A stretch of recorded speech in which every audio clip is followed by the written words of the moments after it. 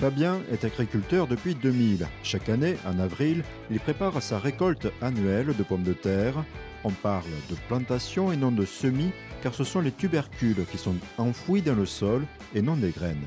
Donc planteuse à godet, avec donc une trémie derrière. Donc on remplit la planteuse. Pomme de terre qui ensuite redescend et donc qui se trouve plantée, qui sort sous la planteuse.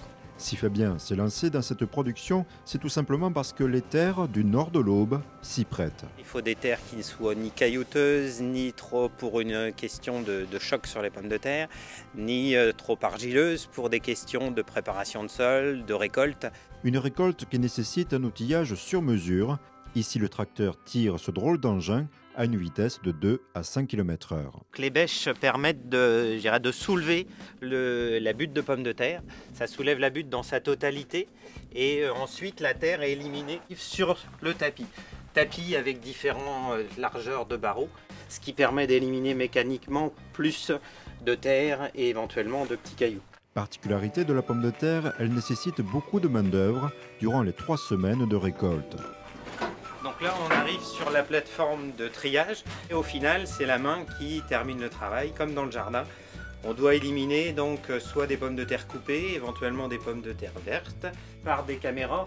Donc le chauffeur du tracteur a la vision aussi de ce qui se passe sur la table de triage et le chauffeur de lui-même a la possibilité d'arrêter le tracteur pour faire face à un passage où il y a beaucoup de choses à trier.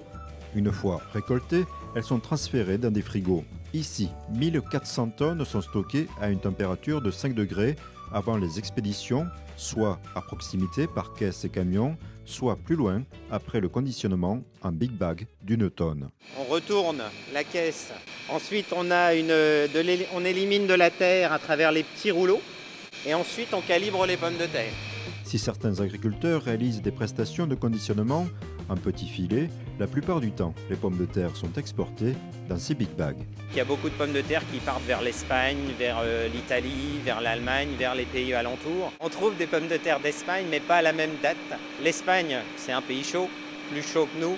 Donc l'Espagne fournit des pommes de terre primeurs. Et inversement, quand eux ont utilisé leurs pommes de terre primeurs, nous on expédie des pommes de terre et on fournit le marché sur le reste de la campagne. Preuve que la pomme de terre est aujourd'hui consommée toute l'année.